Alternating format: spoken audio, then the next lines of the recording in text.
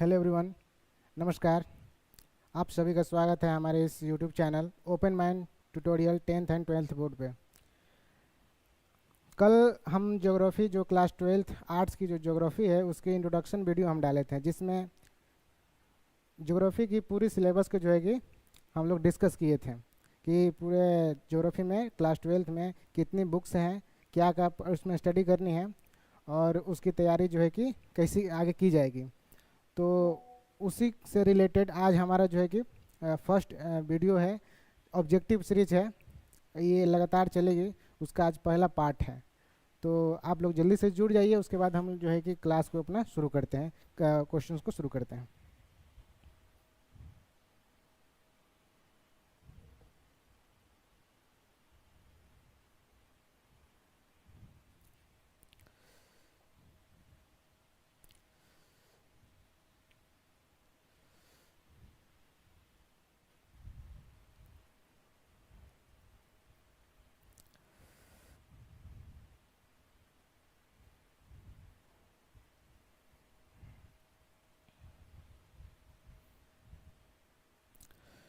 तो धीरे धीरे आप लोग जुड़िए, हम लोग तब तक क्लास शुरू करते हैं और आगे आपसे बातें होती रहेगी। तो देखिए, आज पहला एपिसोड है, पहला पार्ट है ज्योग्राफी ऑब्जेक्टिव का। तो देखिए, क्वेश्चन की शुरुआत करते हैं हम लोग। पहला सवाल है कि एक second,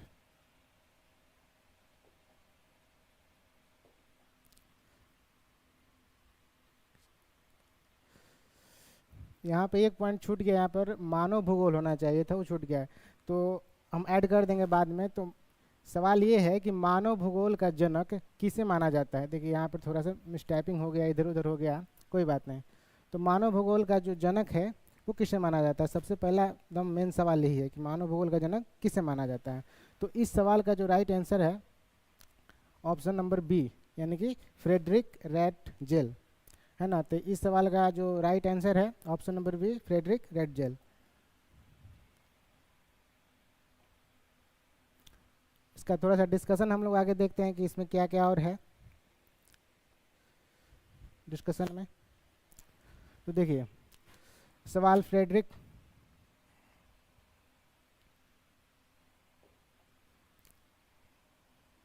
Yadav Krishna, hello sir. Hello Krishna, चलिए हम लोग क्लास शुरू कंटिन्यू करते हैं। आप आगे आपसे धीरे धीरे बातें होती रहेंगी। तो देखिए, पहले सवाल का जो जवाब था फ्रेडरिक रैटजेल। सवाल क्या था कि मानव भूगोल का जनक किसे कहा जाता है। तो इसके थोड़ा सा एक्सप्लेनेशन के बारे में हम लोग समझते हैं। मानव भूगोल, भूगोल की वह शाखा है जो मानव और उसके प्राकृतिक पर्यावरण के बीच संबंधों का अध्ययन जो है कि करती है। तो सीधा के दो पॉइंट यहाँ पर ध्यान रखना है, किसके, तो प्राकृतिक पर्यावरण और मानव। मानव के प्राकृतिक पर्यावरण के बीच अंतर संबंधों का अध्ययन करता है, उसको हम क्या कहते हैं, मानव भूगोल कहते हैं। क्लियर हो गया। तो आगे चलते हैं हम लोग नेक्स्ट क्लास की ओर। नेक्स्ट क्वेश्चन हमारा जो सवाल नंबर 2 है,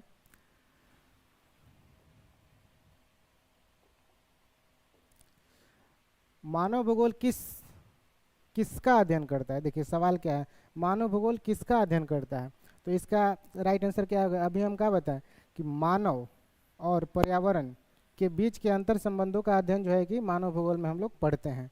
किसके किससे, मानव और पर्यावरण के बीच में। तो इस सवाल का राइट आंसर क्या हो जाएगा, ऑप्शन नंबर सी। तो इसका थोड़ा सा एक्सप्लेनेशन आगे हम देखते हैं कि एक्सप्लेनेशन में क्या क्या दिया गया है। देखिए,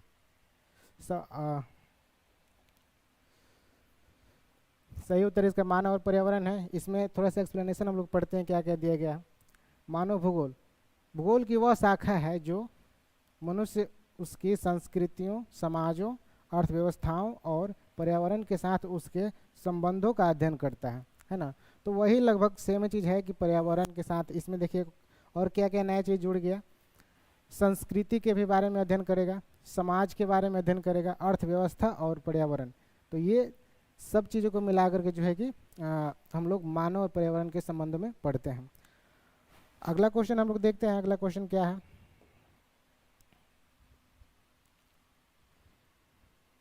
अगला सवाल है कि मानव भूगोल किस प्रकार का विज्ञान है, मानव भूगोल किस प्रकार का विज्ञान है। तो इस सवाल का राइट आंसर क्या हो सकता है? देखिए, प्राकृतिक विज्ञान ये पॉसिबल नहीं है, भौतिक फिजिक्स ये पॉसिबल नहीं है, सोसाइटी सामाजिक विज्ञान। तो इस सवाल का राइट आंसर क्या हो जाएगा? ऑप्शन सी, कि मतलब मानव भूगोल जो है इस किस प्रकार का विज्ञान है, तो वह एक सामाजिक विज्ञान है, तकनीकी टेक्नोलॉजी से संबंधित इसका कुछ नहीं है। तो इस सवाल का राइट आंसर क्या हो जाएगा? तो ऑप्शन नंबर सी। इसके एक्सप्लेनेशन को देखते हैं थोड़ा सा हम लोग। एक्सप्लेनेशन में इसमें कुछ खास नहीं था इसलिए नहीं दिया गया। आगे हम लोग देखते हैं आगे।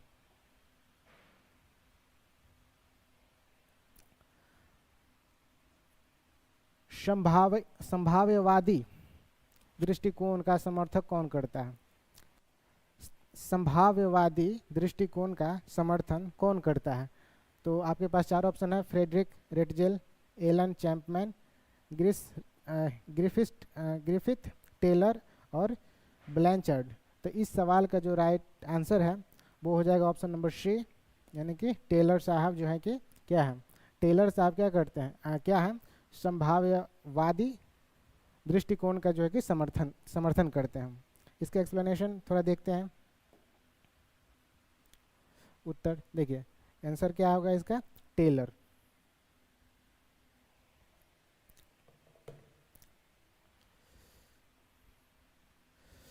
थोड़ा सा जो संभववादी ये जो दृष्टिकोण है, इस दृष्टिकोण के बारे में हम लोग समझते हैं कि संभववादी दृष्टिकोण होता क्या है। तो देखिए, ये क्या है? एक प्रकार का विचारधारा है। यह एक विचारधारा है, इनकी सोचने का नजरिया है एक तरीके से, जिसके अनुसार प्राकृतिक पर्यावरण मनुष्य के कार्यों को निर्धारित करता है। कौन? प्राकृतिक पर्यावरण मनुष्य के कार्यों का निर्धारण करता है, यानी कि पर्यावरण के अनुसार मनुष्य अपना कार्य करेंगे। लेकिन इसमें एक एथी है कि मानव अपनी बुद्धि और तकनीक का उपयोग करके पर्यावरण का चयन और उसमें बदलाव कर सकता है। पहले जो हमारे आदिवासी जो लोग थे, जो पूर्वज थे, वो लोग जो है कि पर्यावरण के अनुरूप जो है कि अपना जो कार्य करते थे, खाना से लेकर के हर चीज़, कोई काम भी करते तो पर्यावरण के अनुरूप करते। लेकिन अब देश विदेश में इस तरीके की तकनीक आ गई है, जिसके कारण जो है कि अब अलग अलग प्रकार के जो है कि क्या बोलते हैं, अपने बुद्धि और तकनीक का उपयोग करके पर्यावरण का जो है कि अपने अनुसार लोग ढालते हैं। जैसे कृषि को काट करके जो है कि कर्तन दहन ये सब जो खेती कर रहे हैं, तो ये अपने बुद्धि से कर रहे हैं, तो अपने तकनीक का इस्तेमाल करके जो है कि मानव कर रहा है। तो क्या बोलते हैं, संभववाद जो दृष्टिकोण है आपको समझ में आ गया है। इसका मतलब क्या हुआ सीधा, कि प्राकृतिक पर्यावरण मनुष्य के कार्यों को निर्धारित करता है, पहला चीज। लेकिन मानव अपनी बुद्धि और तकनीक का प्रयोग करके जो है कि पर्यावरण के चयन और उसमें बदलाव कर सकता है। तो हो गया। अगला सवाल हम लोग देखते हैं। अगला सवाल क्या कहता है, देखिए अगला सवाल है कि पर्यावरण निर्धारणवाद के जनक किसे माना जाता है? पर्यावरण निर्धारणवाद के जनक किसे माना जाता है? इसमें ऑप्शन है आपका रिटर, रेटजेल, टेलर और ब्लांके। तो इस सवाल का राइट आंसर क्या हो जाएगा? आप लोग बताइए कमेंट में कि इस सवाल का जो है कि राइट आंसर क्या हो सकता है। अरे कहाँ जा रहा है, इस सवाल का राइट आंसर आप लोग बताइए कमेंट में कि क्या हो सकता है। देखिए, तो इस सवाल का राइट आंसर हो जाएगा रेटजेल। पर्यावरण निर्धारणवाद, की पॉइंट हमेशा पकड़ना है कि की पॉइंट क्या सवाल में पूछ रहा है, उस की पॉइंट के अनुसार जो है कि आप लोग जवाब दीजिए। तो पर्यावरण निर्धारणवाद का जनक पूछा है, तो वो मतलब किससे संबंधित है? तो रेटजेल से। अगला सवाल हम लोग देखते हैं।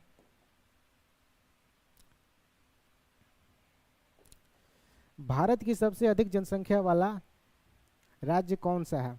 भारत की जो सबसे अधिक जनसंख्या वाला राज्य कौन सा है? तो देखिए, इसमें ऑप्शन क्या कह दिया गया है, महाराष्ट्र, बिहार, उत्तर प्रदेश और पश्चिम बंगाल। तो इस सवाल का राइट आंसर आप लोग बताइए कमेंट बॉक्स में।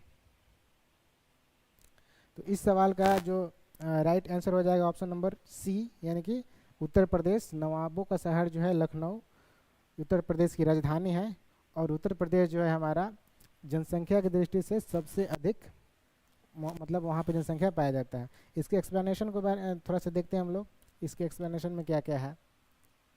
देखिए, उत्तर प्रदेश हमारा आंसर हो गया। भारत के 5 सबसे अधिक जनसंख्या वाले राज्य कौन कौन से हैं? उत्तर प्रदेश, महाराष्ट्र, बिहार, पश्चिम बंगाल और मध्य प्रदेश, जो है कि 5 गो सर्वाधिक जनसंख्या वाला राज्य है। सबसे पहला यूपी है, उसके बाद महाराष्ट्र है, और उसके बाद 3 नंबर पे बिहार, और बिहार से सटे एक पश्चिम बंगाल जो कि 4 नंबर पे है, और मध्य प्रदेश एक है। 5 गो टोटल। ये राज्य जो मिलकर एक देश की लगभग आधी जनसंख्या का, यहाँ पर देखिए आधी जनसंख्या का को कवर करती है। इसका मतलब क्या हुआ कि मात्र इतने ही 5 ही राज्य जो है कि देश पूरे भारत का जो है कि 50% जो जनसंख्या है उसको जो है कि कवर करती है। तो ये बात याद रखिएगा। ये पॉइंट अगला पॉइंट है कि भारत की सबसे अधिक जनसंख्या वाला केंद्र शासित प्रदेश दिल्ली है। दिल्ली यानी कि यूनियन टेरिटरी, मतलब कि दिल्ली एक ऐसी यूनियन टेरिटरी है जिसमें जो है कि सर्वाधिक क्या होता है, जनसंख्या वहाँ पर है। अगला सवाल हम लोग देखते हैं। भारत में जनसंख्या घनत्व तो सबसे कम कहाँ है? यहाँ पर देखिए सवाल, की पॉइंट हमेशा पकड़ना है। की पॉइंट के सवाल में पूछ क्या रहा है। इसमें जनसंख्या घनत्व के बारे में पूछा है और पूछा है कि कम कहाँ है, यानी कि किस राज्य में है। तो आपके पास ऑप्शन है जम्मू कश्मीर, अरुणाचल प्रदेश, नागालैंड और गोवा। तो इस सवाल का राइट जो आंसर हो जाएगा वो है अरुणाचल प्रदेश हो जाएगा। क्यों? क्योंकि वो सब एरिया पहाड़ी इलाका है, तो लोगों को रहने में थोड़ी समस्या होती है, जिसकी वजह से वहाँ पर जनसंख्या मतलब क्या है, वहाँ जनसंख्या घनत्व कम है। जनसंख्या कम नहीं, जनसंख्या घनत्व कम है। इसके एक्सप्लेनेशन के बारे में देखते हैं थोड़ा सा। देखिए, भारत में जनसंख्या घनत्व सबसे ज़्यादा दिल्ली का है। जनसंख्या घनत्व दिल्ली का है। दिल्ली हमारी राजधानी है, और राजधानी में जनसंख्या घनत्व तो होगा ही होगा, क्योंकि वहाँ पर लोग जो है कि अन्य सभी राज्यों से जाकर के वहाँ पर रहते हैं। राजधानी क्षेत्र में रहना लोग पसंद भी करते हैं, जैसे दिल्ली हो गया, मुंबई हो गया, इस सब एरिया में लोग ज़्यादा रहना पसंद करते हैं। क्यों? क्योंकि वहाँ पर सुविधाएं बेहतर मिलती है, महंगा भी होता है, बेहतर सुविधाएं मिलती हैं, इस वजह से। तो केंद्र शासित प्रदेश में अगर बात करें तो मतलब हाँ, बिहार की जनसंख्या घनत्व तो सबसे ज़्यादा कहाँ पे है? दिल्ली में। अगर वही राज्य में बात करें तो राज्य में अगर बात करें तो राज्यों में हमारा जो है कि बिहार किधर गया, ये जो बिहार है, राज्यों में सर्वाधिक जनसंख्या घनत्व तो बिहार में पाया जाता है। आदमी सिर्फ खाना और बस जनसंख्या बढ़ाना, इसी पर ज़्यादा अभी फोकस चल रहा है। अभी इलेक्शन का माहौल है तो सब आगे पीछे आदमी दौड़ रहा है। अगला सवाल हम लोग देखते हैं। भारत में जनसंख्या घनत्व 2021 के अनुसार पूछ रहा है कि कितना है। तो 2021 के अनुसार अगर पूछेगा तो उसका तो सही जवाब हो जाएगा 464। इस सवाल का सही जवाब हो जाएगा 464, भारत में जनसंख्या घनत्व 2021 के अनुसार। लेकिन इसके थोड़ा सा एक्सप्लेनेशन की ओर अगर देखते हैं तो आगे देखिए, अगर हम बात करें जनगणना 2011 के अनुसार भारत की जनसंख्या घनत्व जो है कि 382 प्रति व्यक्ति वर्ग किलोमीटर है। अगर सवाल यहीं से पूछेगा, जरूरी नहीं कि 2021 वाला पूछेगा, लेकिन जनगणना से सवाल जरूर पूछता है कि 2011 के जनगणना के अनुसार जो है कि भारत की जनसंख्या घनत्व कितना है, तो 382 व्यक्ति प्रति वर्ग किलोमीटर है। इस बात को हमेशा याद रखिएगा। अगला सवाल जो है हम लोग देखते हैं, जनसंख्या वृद्धि की उच्चतम दर किस जनसंख्या वृद्धि की उच्चतम दर किस दशक में हुई? जनसंख्या वृद्धि की उच्चतम दर किस दशक में हुई? देखिए, इस सवाल का राइट आंसर तो वैसे अगर देखा जाए तो दिया गया है ये ऑप्शन नंबर बी 1971 से 1981, लेकिन एक्चुअल में ऑप्शन के अनुसार ये सवाल जवाब सही है कि 1971 से 81 में जो है कि जनसंख्या घनत्व अधिक थे। लेकिन अगर ओवरऑल अगर हम बात करें ओवरऑल, तो देखिए भारत में जनसंख्या वृद्धि का उच्चतम दर जो है कि 1961 से 1971 के दशक में हुई थी, जिसमें 8% की वृद्धि दर्ज की गई थी। तो चूंकि ऑप्शन में नहीं था इसलिए हम वहाँ पर आंसर क्या हमारे 71 से 81 है। तो देखिए 71 से 81 में जो है कि जनसंख्या वृद्धि दर उच्चतम जो दर है कितना था 24.66 था। और वहीं अगर बात करें 61 और 71 में तो 24.08% जो है कि जनसंख्या वृद्धि दर दर्ज की गई है। कब से कब तक 61 से 71 तक। तो अगर सवाल पूछे डायरेक्ट पूछे कि जनसंख्या वृद्धि दर किस दशक में अधिक है तो ऑप्शन के अनुसार मारिएगा कि ऑप्शन में क्या हमको दे रहा है। अगर अगर पूरे ओवरऑल बात करेगा तो आंसर क्या हो जाएगा 61 से 71 तक लग कितना था तो 24.8%। चलिए अगला सवाल देखते हैं। जनसंख्या नीति का उद्देश्य क्या है। अब यहाँ से पूछा है कि जनसंख्या नीति का क्या उद्देश्य है। देखिए जनसंख्या नीति पहला ऑप्शन क्या दिया है जनसंख्या वृद्धि को बढ़ावा देना, दूसरा जनसंख्या नियंत्रण, पलायन रोकना और रोजगार बढ़ाना। अब देखिए अब इस सवाल का जवाब क्या हो सकता है सही। जनसंख्या वृद्धि को बढ़ावा देना, जनसंख्या नियंत्रण। देखिए नीति का मतलब ही होता है कानून बनाना। किसके लिए कानून बनाना तो जनसंख्या पर कानून बनाना। यानी किस लिए यानी कि जनसंख्या को कंट्रोल करने के लिए। जनसंख्या पर देखिए किसी भी चीज़ पर कानून बनता है। जैसे भारत में संविधान बना है तो भारत में संविधान बनने का मतलब कि उसका क्या रीजन था तो लोगों को यहाँ के लोगों को कंट्रोल करने के, यहाँ के जो सत्ताधारी लोग हैं चाहे जो आम पब्लिक है उसको कंट्रोल करने के लिए जो है कि संविधान का निर्माण किया गया है।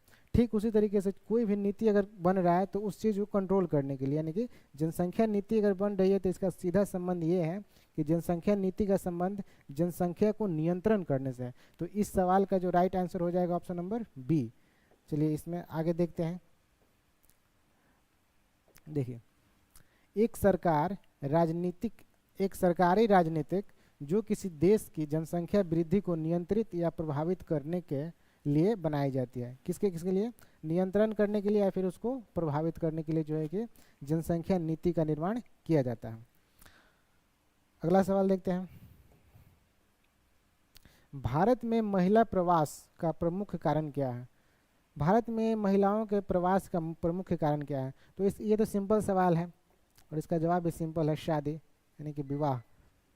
शादी की वजह से जो है कि अधिकतर जो है कि महिला प्रवास होता है। तो महिला प्रवास की बात किया है तो इसका आंसर क्या हो जाएगा ऑप्शन नंबर सी। अगला सवाल हम लोग इसमें और क्या है देखते हैं आगे। देखिए प्रवास एक स्थान से दूसरे स्थान, यहाँ पर देखिए प्रवास का डेफिनेशन दिया गया है। ये प्रवास किसको बोलते हैं एक स्थान से दूसरे स्थान पर जाने की क्रिया होती है। यानी कि मान लीजिए आज हम लोग बिहार हैं तो कल होकर के हमको दिल्ली पसंद आया तो दिल्ली में रहेंगे, मुंबई पसंद आया तो मुंबई में रहेंगे, तो उसको प्रवास बोलते हैं। यानी कि एक स्थान से दूसरे स्थान जाने की क्रिया है जहां लोग एक भौगोलिक क्षेत्र को छोड़ करके दूसरे भौगोलिक क्षेत्र में जो है कि अस्थायी या फिर अस्थायी रूप से निवास करते हैं। मतलब स्थायी रूप से हम चाहें तो वहीं पर जाके बस सकते हैं या फिर आन जान करने मतलब आते जाते रहेंगे, ये भी हो सकता है। तो प्रवास का सीधा मतलब है कि एक भौगोलिक क्षेत्र से दूसरे भौगोलिक क्षेत्र तक मतलब आना जाना या फिर अस्थायी रूप से रहना, उसको प्रवास बोलते हैं। अगला सवाल देखिए। अगला सवाल क्या है, शुद्ध प्रवासन का अर्थ क्या है। शुद्ध प्रवासन का अर्थ क्या है, केवल आगमन, केवल बहिर्गमन, आगमन और बहिर्गमन, कुल जनसंख्या। तो देखिए प्रवासन का सीधा मतलब है कि आना और जाना, कहीं भी अगर प्रवास हो रहा है तो वहाँ आना और जाना उसका जो है कि मतलब होता है। शुद्ध प्रवासन मतलब कि आगमन और बहिर्गमन, आना जाना, सिंपल याद रखिएगा। आगे देखते हैं। प्रवास का प्रमुख सामाजिक प्रभाव क्या है। प्रवास का प्रमुख सामाजिक प्रभाव देखिए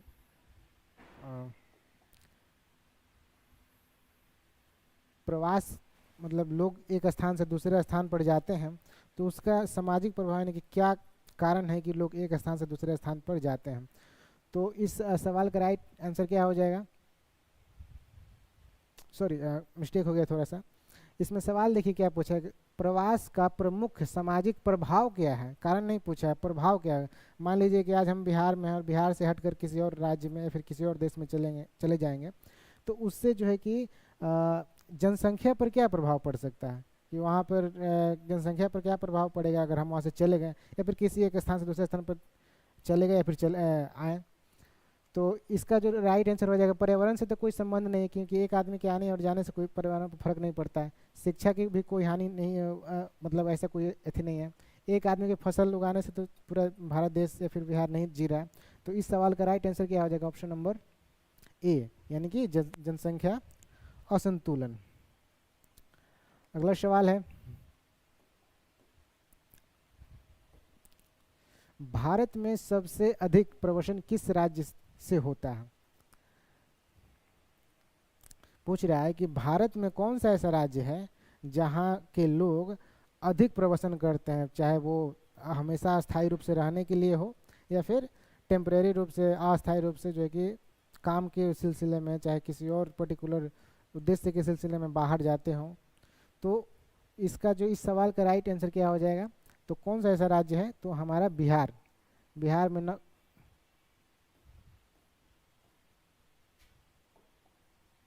इस सवाल का राइट आंसर हो जाएगा हमारा बिहार, क्योंकि बिहार में अधिकतर लोग जो है ना नौकरी की तलाश में, बेरोजगारी की इतना अभाव है कि नौकरी की तलाश में लोग अपने पूरे परिवार को छोड़ करके और जाकर दूसरे राज्य में कमाते हैं। वहाँ पर बहुत उनको जिल्लतें भी सहनी पड़ती है, उनको बहुत सारा चीज़ों का वहाँ पर सामना करना पड़ता है, खुद से खाना बनाना पड़ता है, हर चीज़ जो है कि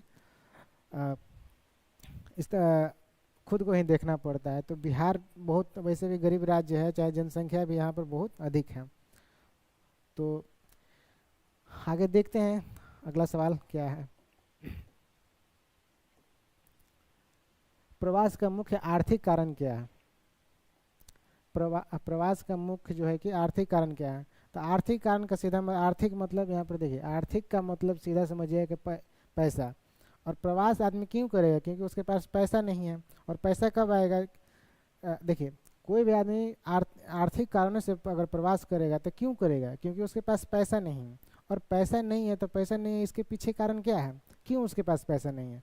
तो क्योंकि उसके पास पैसा इसलिए नहीं है क्योंकि उसके पास रोजगार नहीं है। अगर उसके पास रोजगार होता तो उसके पास पैसा होता। तो इस सवाल का राइट आंसर वही हो जाएगा, रोजगार। क्योंकि प्रवास का आर्थिक कारण क्या हो सकता है, रोजगार। अगर हमारे पास पैसा रहेगा, हमारे पास पैसा अगर रहेगा तो हम क्यों दूसरे जगह पे जाएंगे, दूसरे राज्य में चाहे दूसरे देश में क्यों जाएंगे।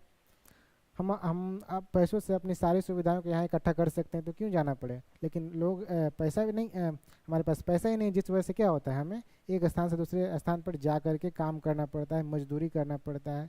जो जिस लायक इंसान है उसको उस लायक काम मिलता है ना, या फिर वो ढूंढता है। चलिए अगला सवाल देखते हैं। भारत में सबसे अधिक उगाई जाने वाली फसल कौन सी है। भारत में सबसे अधिक कौन सी फसल उगाई जाती है। तो देखिए इसमें आपका आंसर क्या होगा, क्या क्या ऑप्शन दिया, गेहूं, गन्ना, चावल और कपास। तो इस सवाल का राइट आंसर जो हो जाएगा चावल हो जाएगा। इस सवाल का जवाब हो जाएगा चावल हो जाएगा, क्योंकि भारत में सबसे अधिक जो है कि चावल उगाया जाता है। याद रखिएगा, यहाँ पर दो ऑप्शन में कन्फ्यूजन हो सकता है आपको, गन्ना और चावल में। तो याद रखिएगा कि सबसे ज़्यादा ज़्यादातर लोग यहाँ पर चावल ही खाते हैं।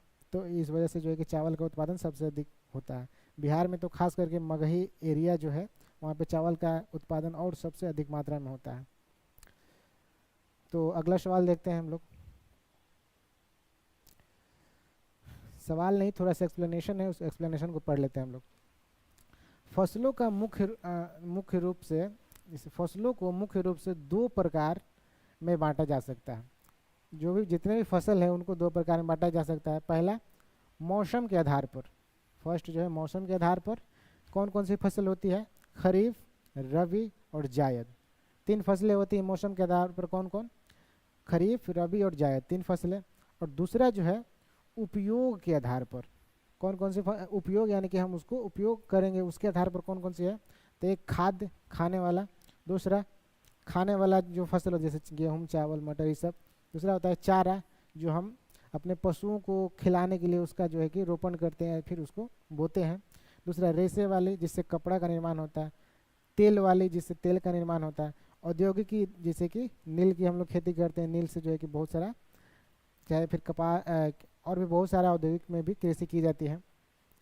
तो भारत में मौसम के आधार पर जो है कि फसलों को, देखिए सबसे पहले चीज़ समझ लीजिए, कन्फ्यूजन नहीं होना चाहिए। फसलों को मुख्य रूप से दो प्रकार में बांटा गया है। पहला प्रकार क्या है, मौसम के आधार पर तीन फसलें होती हैं, खरीफ, रबी और जायद, तीन। और दूसरा जो है कि उपयोग के आधार पर कौन कौन से हैं, खाद्य फसल, रेशे वाली और तेल वाली, औद्योगिक। तो ये इतने सारी जो है कि उपयोग के आधार पर और मौसम के आधार पर है। लेकिन यहाँ पर और एक जो है कि पॉइंट दिया गया है कि भारत में मौसम के आधार पर फसलें जून जुलाई में बोई जाने वाली फसलों को खरीफ कहते हैं। देखिए यहाँ पर तीन फसल है,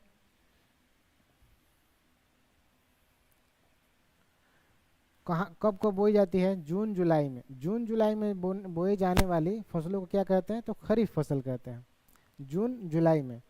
अच्छा, रबी फसल को कब बोई जाता है, कब बोया जाता है, तो अक्टूबर में बोई जाने वाली फसल को क्या बोलते हैं, रबी फसल बोलते हैं। सबसे देखिए, जून जुलाई में कौन सा फसल, खरीफ, अक्टूबर में रबी, और अप्रैल मई में जो है कि बोई जाने वाली जो होती है जायद फसल होती है। तो एक बार मोटा मोटी हम लोग समझ लेते हैं कि फसलों को दो प्रकार से बांटा गया है, एक मौसम के आधार पर, एक उपयोग के आधार पर। मौसम के आधार पर कौन कौन सा है, तो एक है खरीफ, जायद, रबी फसल, तीन फसल है। और उपयोग के आधार पर चार पांच प्रकार दिए गए, जैसे कि खाद्य हो गया, चारा, रेशे, तेल और औद्योगिक प्रकार के हैं। अच्छा, यहाँ पर जो मौसम के आधार पर है, तो मौसम के आधार पर कब कब कौन सी बोई जाती है, तो खरीफ फसल कब बोई जाती है, तो जून जुलाई में। रबी फसल कब बोई जाती है, तो अक्टूबर मंथ में। और अप्रैल मई में जो है कि जायद फसल का जो है कि रोपण किया जाता है, इनकी बोया जाता है। तो मुझे आशा है कि आप लोग को समझ में आ गया होगा। चलिए आगे हम लोग देखते हैं। हरित क्रांति,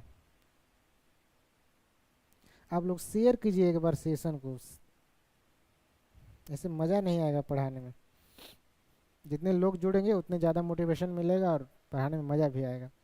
विश्वास रखिए, कोई भी चीज़ विश्वास पे होता है, अगर विश्वास नहीं रहेगा तो फिर और इंसान क्या कर सकता है। चलिए अगला सवाल हम देखते हैं। हरित क्रांति किससे संबंधित है, यहाँ पर एक हमको पॉइंट मिला, की पॉइंट, हरित क्रांति।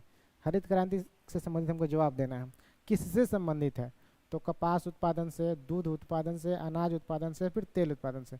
देखिए हरित, अगर नाम से भी थोड़ा सा अगर हम इसको ऑप्शन छांटने की कोशिश करेंगे, एलिमिनेट करने की, तो हरित, हरित मतलब हरा होगा, जो भी होगा।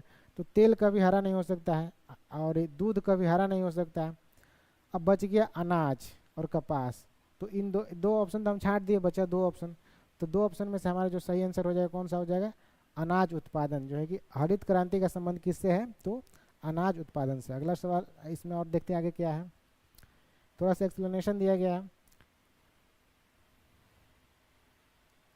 अनाज उत्पादन योजना, कृषि क्षेत्र में समग्र पहल। हरित क्रांति जो है एक ऐसी अवधि थी जिसके दौरान कृषि में उन्नत किस्म की बीजों, रासायनिक उर्वरकों, आधुनिक तकनीकों का उपयोग से फसल की पैदावार में भारी वृद्धि हुई। यहाँ तक पहले पॉइंट समझते हैं हम लोग। क्या कहा गया कि हरित क्रांति एक ऐसी अवधि थी जिसमें जो है कि जिसके दौरान उन्नत किस्म की बीजें, रासायनिक उर्वरक और आधुनिक तकनीक का इस्तेमाल करके जो है कि अपने पैदावार को जो है कि बढ़ाया गया। 60 के दशक में ऐसा समय आया था जब हमारे देश में जो है कि गरीबी तो वैसे भी थी हैं, लेकिन 60 के दशक में लोगों ने इस पर बहुत सारे चर्चा पे चर्चा करके जो है कि इस तकनीक को अपनाया था, जिसको हरित क्रांति बोलते हैं। इसमें जो है कि उन्नत प्रकार के बीज और उसके जो है कि क्या बोलते हैं, उर्वरक हो गया, और तकनीक जैसे नलकूप और बहुत सारा चीज़ का इस्तेमाल करके लोग खेती करने लगे, मशीन का इस्तेमाल करके दवा छिड़कने लगे। और इससे इसका फ़ायदा ये हुआ 60 के दशक में, 60 के दशक मतलब 60, 61, 62 वाला समय याद रखिएगा। इसका फ़ायदा हुआ कि अचानक हमारे पास भारत में जो है कि पैदावार बढ़ गई, खास करके पंजाब और हरियाणा वाला इलाके में, है ना। तो आगे इसको देखते हैं। भारत में एम.एस. स्वामीनाथन, ये नाम आप लोग याद रखिएगा, एम.एस. स्वामीनाथन के नेतृत्व में यह क्रांति 1960 के दशक में शुरू हुई थी। और इसका जो कि नेतृत्व कौन कर रहा था, तो एम.एस. स्वामीनाथन। या फिर ऐसे भी सवाल पूछ सकता है कि हरित क्रांति का जनक किसे कहा जाता है, तो एम.एस. स्वामीनाथन का। तो आगे चलते हैं अगला सवाल पे। भारत में सबसे अधिक सिंचाई किस राज्य में होती है, सबसे अधिक सिंचाई, अधिक बोल रहा है, भारत में अधिक सिंचाई बोल रहा है कि किस राज्य में होती है। देखिए ऑप्शन क्या क्या है, पंजाब, उत्तर प्रदेश, हरियाणा और बिहार। इस सवाल का राइट आंसर क्या हो सकता है, जवाब दीजिए आप लोग। भारत में सबसे अधिक सिंचाई किस राज्य में होती है, उत्तर प्रदेश, हरियाणा।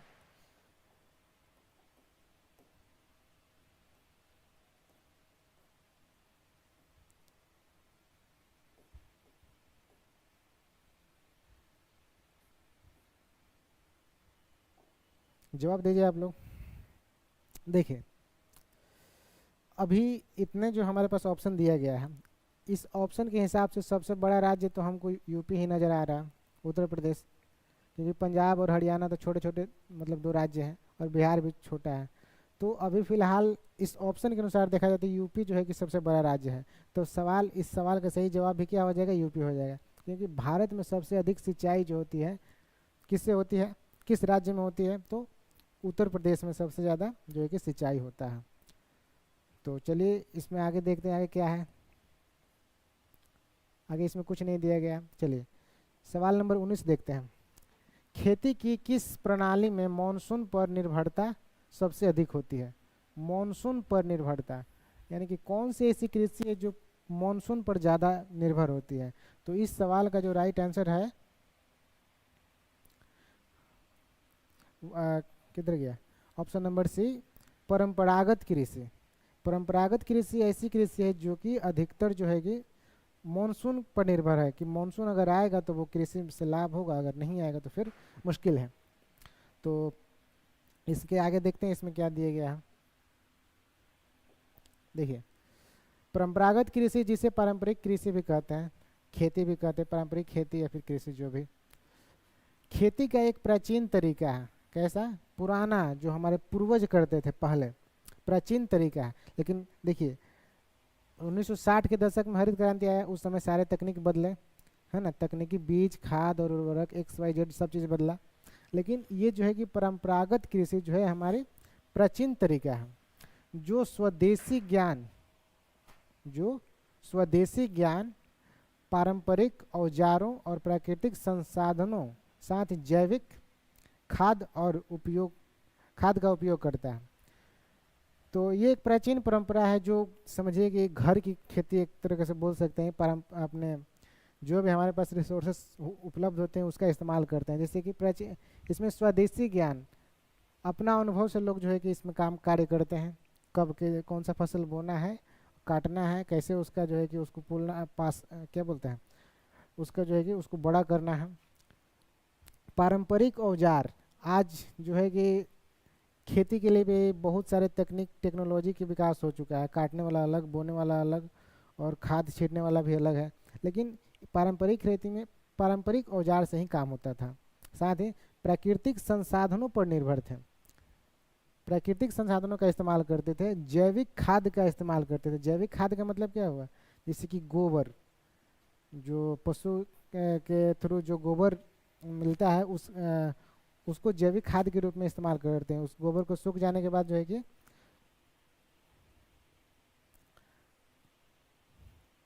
एक एक खान बोल रहे हैं कि सर नोट्स मिलेगा ना। देखिए जितने भी यहाँ पर क्लासेस चल रही हैं, जो भी सर यहाँ पर क्लासेस ले रहे हैं, सारे के सारे आपको नोट्स अवेलेबल कराए जाएंगे। हमारे जो ओपन माइंड ट्यूटोरियल एक ऐप है, उस पर आपको नोट्स मिल जाएगा। सब चीज़ आपको धीरे धीरे सारे अपडेट दे दिए जाएंगे, हमारे कोचिंग के जो सर हैं वो आपको बताएंगे। चलिए हम लोग आगे सवाल देखते हैं। भारत की प्रमुख रबी फसल कौन सी है, यहाँ पर देखिए सवाल पूछा है रबी फसल। अभी हमने एक चीज़ बताया था, मॉनसून के आधार पर 3 प्रकार की फसल बताए थे, जायद, रबी था और खरीफ था। उसी में से सवाल कहाँ से पूछा है, रबी फसल से पूछा है। रबी फसल, भारत में प्रमुख रबी फसल कौन सी है। तो अगर आपसे हम सवाल पूछे कि रबी फसल कब बोई जाती है, तो याद रखिएगा अक्टूबर मंथ में जो है कि अक्टूबर नवंबर में रबी फसल का क्या होता है, बुआई होता है। और इसमें जो सबसे प्रमुख फसल है वो है गेहूं, याद रखिएगा। पिछली बार हम बताया पिछला क्वेश्चन आया था, पिछला क्वेश्चन एक आया था कि भारत में सबसे ज़्यादा कौन सी फसल के जो है कि उपजाई जाती है, तो वो कौन था, चावल था। लेकिन सवाल यहाँ पर पूछा है कि रबी फसल मतलब सबसे प्रमुख रबी फसल कौन सी है, तो गेहूं। कन्फ्यूजन नहीं होना है, चावल यहाँ पर ऑप्शन में दिया गया है धान, लेकिन इसको जो है कि टिक नहीं करना है, याद रखना है रवि का मतलब गेहूं, रवि गेहूं खाता है, ऐसे याद रख सकते हैं आप लोग कि रवि गेहूं खाता है, इस तरीके से आप लोग याद रख सकते हैं। अगला सवाल है कि भारत का प्रमुख इस्पात संयंत्र कहाँ है, भारत का प्रमुख इस्पात संयंत्र कहाँ है।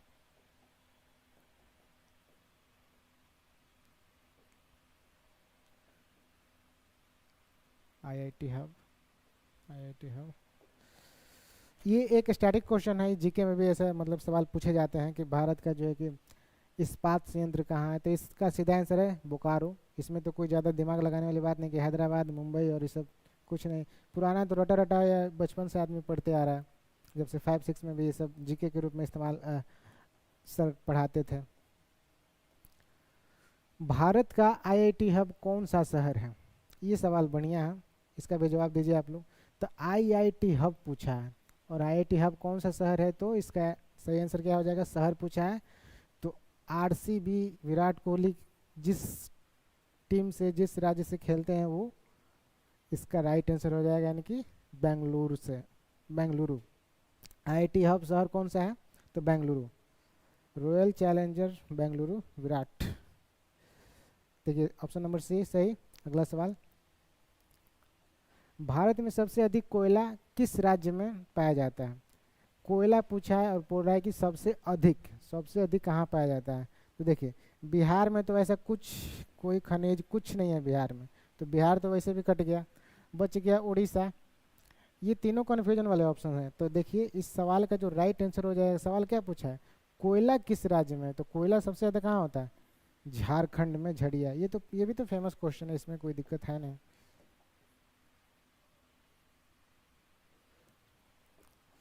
नवीकरणीय संसाधन का उदाहरण क्या है, नवीकरणीय संसाधन, अब यहाँ पर सवाल ये है कि नवीकरणीय संसाधन क्या है, तो इसका जवाब दिया जाएगा आगे स्लाइड में। पहले सवाल पूछा है कि नवीकरणीय संसाधन का उदाहरण है कौन सा, पेट्रोल नहीं हो सकता। नवीकरणीय संसाधन का सीधा मतलब होता है जिसको हम पुनर्उपयोग कर सकते हैं, जैसे पानी हो गया, पानी को हम फिल्टर करके दोबारा इस्तेमाल कर सकते हैं, लेकिन जल पेट्रोल मतलब पेट्रोल एक बार ख़त्म हो गया तो उसका इस्तेमाल दोबारा कैसे पॉसिबल है, क्योंकि उड़ जाता है वो। तो लोहा, लोहा भी जंग लगने के बाद सब खराब हो जाता है, उसका भी इस्तेमाल नहीं हो पाता है। कोयला, ये भी पॉसिबल नहीं है। तो इस सवाल का जो राइट आंसर है क्या हो जाएगा, ऑप्शन नंबर सी, यानी कि वाटर, जल। नवीकरणीय संसाधन वे प्राकृतिक संसाधन हैं जो तेजी से पुनः बढ़ते हैं, पुनः यानी कि रिसाइकलिंग, पुनः बढ़ते हैं और जिसका उपयोग करने पर समाप्त होते हैं, जैसे कि एक सेकंड भी जाइए, समाप्त, हाँ ठीक है, पुनः बढ़ते हैं और जिसका उपयोग करने पर पुनः समाप्त नहीं होते हैं, ये वाला पॉइंट याद रखिएगा। जो कि क्या कह रहा है कि अगर हम जैसे पानी का उपयोग कर लेंगे तो समाप्त नहीं होता है, उसको हम क्या कर सकते हैं, रिसाइकलिंग करके। जैसे देखिए शहरों में नाला बहता है कचरा वाला, तो बहुत जगह ऐसा मतलब जैसे दिल्ली शहर हो गया, मुंबई शहर हो गया, जहाँ पर वही नाले के पानी को जो है कि फिल्टर करके साफ करके लोगों को जो है कि पीने के लिए उपलब्ध कराया जाता है। तो वो एक प्रकार का कौन सी है, तो नवीकरणीय संसाधन है जिसका इस्तेमाल मतलब जिसका मतलब क्या हुआ, जिसको हम पुनः रिसाइकलिंग कर सकते हैं, यानी कि क्या उसका पुनः इस्तेमाल कर सकते हैं, वो कभी ख़त्म समाप्त नहीं होता है। जैसे और एग्जांपल में अगर सवाल पूछेगा, देखिए यहाँ से तो एक सवाल पूछा जल के बारे में, लेकिन और आपको फंसा सकता है, जैसे पूछ देगा कि सौर ऊर्जा नवीकरणीय संसाधन है कि अनवीकरणीय संसाधन है, तो इसका राइट आंसर क्या हो जाएगा, नवीकरणीय संसाधन है, क्योंकि सौर ऊर्जा देख ही रहे हैं कभी ख़त्म पॉसिबल नहीं है, ख़त्म हो पाना। पवन, हवाएं कभी बंद रुक सकती हैं, पॉसिबल नहीं है। जल, अभी जो कि यही सवाल पूछा था। अगला सवाल देखते हैं हम लोग,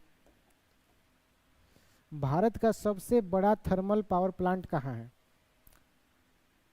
ऑप्शन क्या क्या दिया गया है, सिंगरौली, कोरबा, तालचेर और तापी। तो इस सवाल का जो राइट आंसर हो जाएगा सिंगरौली। क्या सवाल पूछा है, थर्मल पावर प्लांट, ये जीके टाइप का क्वेश्चन है, इसको याद रख लीजिएगा कि थर्मल पावर प्लांट कहाँ है, तो सिंगरौली में।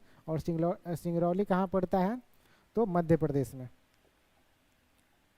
एमपी में सिंगरौली पड़ता है। अगला सवाल देखते हैं, भारत का सबसे लंबा राजमार्ग कौन सा है? भारत का सबसे लंबा राजमार्ग कौन सा है? तो NH44 याद रखिएगा। NH44 यानी कि NH44 भारत का सबसे लंबा राजमार्ग है। सर का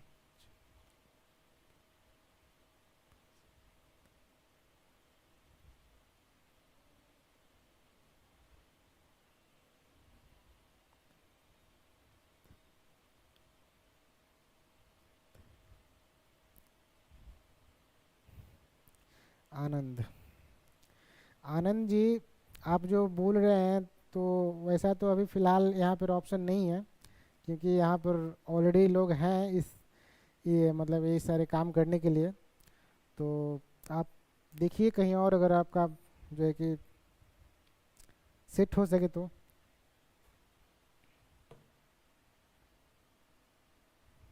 सॉरी इसके लिए, क्योंकि इस कोचिंग में बहुत सारे लोग हैं इन सब कार्य को करने के लिए, थंबनेल और एडिटिंग वगैरह करने के लिए, तो इसके लिए हम सॉरी बोलेंगे आपसे। चलिए अगला सवाल हम लोग देखते हैं। तो सबसे लंबा राजमार्ग कौन सा है? तो NH44। अगला, गोल्डन क्वाड्रिलेटरल गोल्डन क्वाड्रिलेटरल किन शहरों को जोड़ता है? यहाँ पर देखिए ये शब्द बहुत खतरनाक है।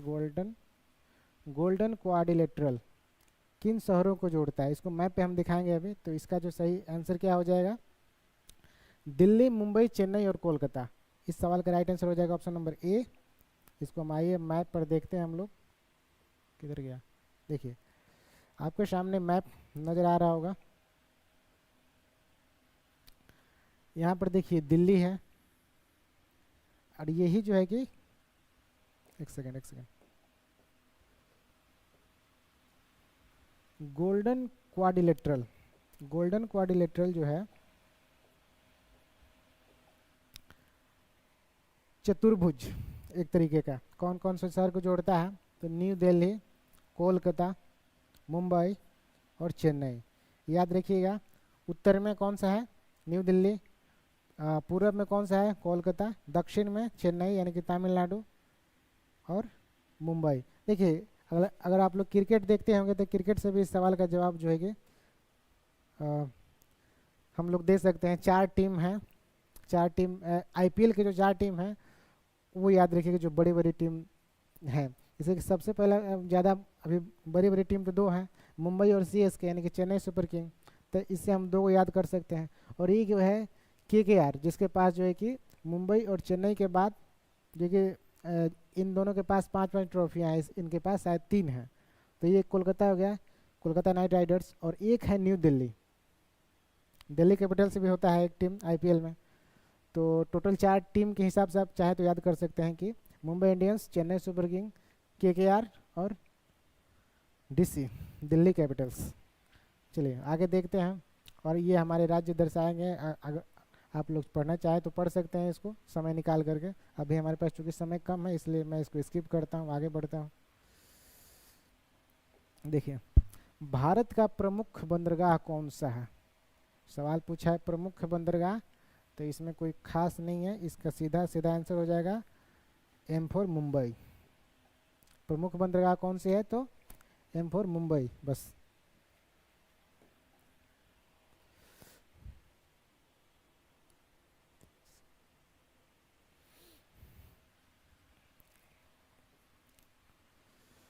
इसके थोड़ा सा एक्सप्लेनेशन दिया गया है। एक्सप्लेनेशन में ये दिया गया है कि बंदरगाह किसे कहते हैं। देखिए पोर्ट एक जल निकाय के तट पर स्थित एक स्थान है जहां जहाज, सामान और यात्रियों को उतारने और चढ़ाने का कार्य करता है। यानी कि सीधा का सीधा अगर नहीं समझ में आया ना तो सीधा समझ लिया कि समुद्र का या फिर नदी का किनारा एक तरीके से। हालांकि बंदरगाह की बात हो रहा है तो यहाँ पर समुद्र का किनारा एक भाग होता है जहाँ पर जो है कि जल निकाय के तट पर स्थित होता है। ये मतलब ज़मीन का इलाका ही एक तरीके से समझ सकते हैं, जहाँ पर जहाज सामान को और यात्रियों को जो कि उतारने और चढ़ाने का कार्य किया जाता है। अगला सवाल है, राष्ट्रीय जलमार्ग किस नदी पर स्थित है? नदी से पूछा है, किस चीज़ के बारे में? राष्ट्रीय जलमार्ग वन, राष्ट्रीय जलमार्ग वन पूछा है कि किस नदी पर स्थित है। तो इस सवाल का राइट हो जाएगी हमारी जो सबसे पवित्र नदी है, हालांकि अब वो पवित्र तो नहीं रह गई है, गंगा नदी। तो इस सवाल का राइट आंसर हो जाएगा गंगा नदी। याद रखिएगा, भारत की सबसे लंबी नदी गंगा नदी होती है। 2525 इसका लंबाई है, 25 किलोमीटर लंबाई है इसका। राष्ट्रीय जलमार्ग वन पूछेगा तो भारत की सबसे लंबी नदी गंगा नदी। तो याद करने के लिए बहुत सारा अपने ट्रिक इस्तेमाल कर सकते हैं कि भारत की सबसे लंबी नदी कौन है? गंगा नदी है। तो जाहिर सी बात है कि राष्ट्रीय जलमार्ग जो एक बनेगा वो किस नदी बनेगा? गंगा नदी पे बनेगा। आगे देखते हैं, इसका मैप थोड़ा सा देख लेते हैं हम। देखिए, ये हमारा बिहार का इलाका है, इधर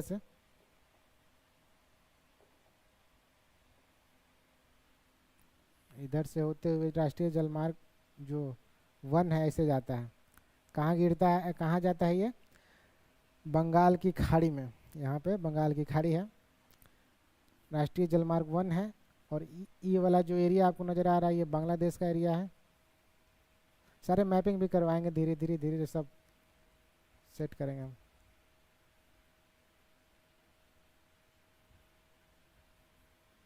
ये वाला जो एरिया है बांग्लादेश का एरिया है। ये हमारा जलमार्ग 16 है, ये जो आपको नज़र आ रहा है ये वाला। और जलमार्ग 2 जो है ब्रह्मपुत्रा नदी पर है। अब इसको आप लोग याद रखिएगा बहुत बढ़िया तरीके से कि जलमार्ग 1 किस नदी पर है। Hi sir, I am a new student, my name is Ayesha. Welcome Ayesha, आपका बहुत बहुत स्वागत है हमारे इस चैनल पे। जुड़े रहिए हमारे साथ।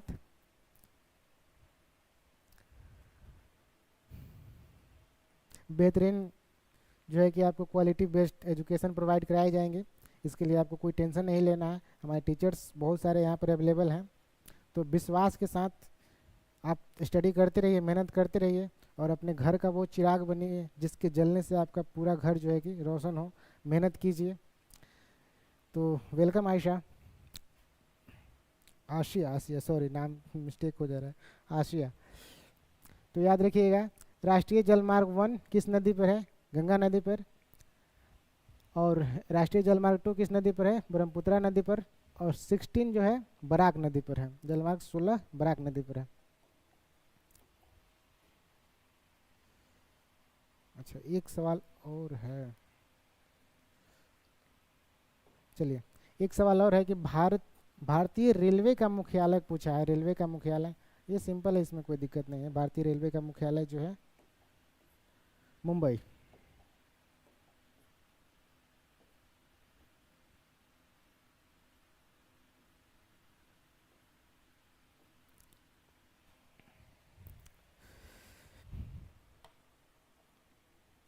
तो देखिए, आज हम लोग टोटल 30 क्वेश्चन किए ज्योग्राफी के। और ये सीरीज लगातार आपको जो कि प्रोवाइड कराए जाएंगे मेरे द्वारा, पॉलिटी का और ज्योग्राफी का। मैं खुद यहाँ पर जो है कि ऑब्जेक्टिव और सब्जेक्टिव दोनों को मैं कवर कराऊंगा जब तक कि आपका एग्ज़ाम नहीं हो जाता है। रेगुलर बेसिस पे आपको 30-30 ऑब्जेक्टिव्स नज़र आएंगे और समय के अनुसार आपको सब्जेक्टिव्स भी प्रोवाइड कराई जाएगी। और साथ ही साथ एक एक मैराथन आपको संडे या फिर सैटरडे को देखने को मिलेगा कि मैराथन का भी क्लासेस यहाँ पर चलेंगी, 2 घंटे 4 घंटे जितना देर का पॉसिबल हो सके।